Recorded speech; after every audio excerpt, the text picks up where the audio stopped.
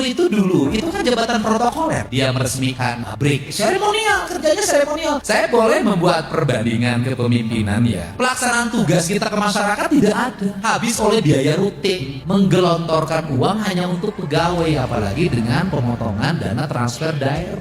Ketika saya menjadi gubernur, saya hanya memiliki 31 triliun. Sebelumnya 37 triliun, 2 tahun sebelumnya. Tetapi rasio belanjanya itu bisa dilihat. Dulu itu tidak ada orang mengadu ke rumah gubernur, mengadu ke kantor gubernur karena BPJS yang belum dibayar, di rumah sakit nggak ada biaya makan, ongkos kemoterapi bolak-balik tidak ada. Hari ini kami nyiapin dalam setiap hari 300 pengaduan kami layani dengan biaya hampir 100 juta per hari. Dulu PJU-nya jelek-jelek, paling setahun 20, sekarang hampir 1 triliun dan bagus-bagus. Dulu anggaran penyelesaian banjir daerah aliran sungai nggak dikasih anggaran oleh provinsi, hari ini 500 miliar. Dulu nyambungin listrik ke rumah rakyat miskin hampir nggak ada. Hari ini hampir 500 miliar. Dulu nggak ada pendidikan gratis sampai swasta. Tahun depan kita mulai ada pendidikan gratis sampai swasta. Ketika 37 triliun, bangun jalannya cuma 400 per tahun. Tapi ketika 31 triliun, bangun jalannya 4 triliun.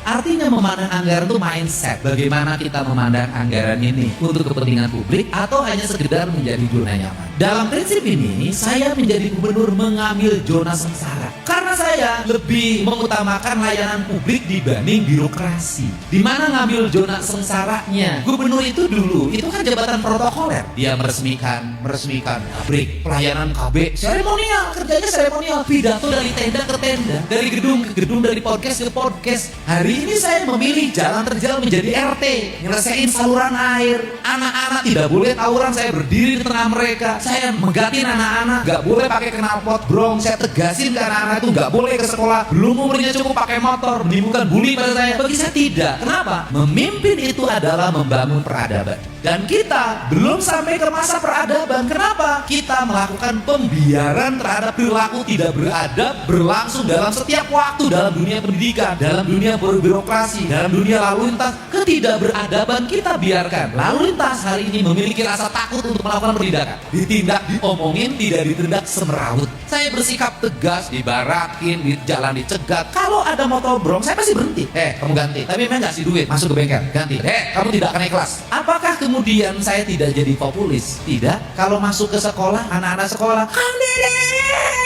artinya bahwa sikap tegas tidak akan menghilangkan popularitas. Saya boleh membuat perbandingan kepemimpinan ya. Tidak berarti menganggap yang sebelum saya nggak bagus, enggak. Mereka lebih hebat dari saya.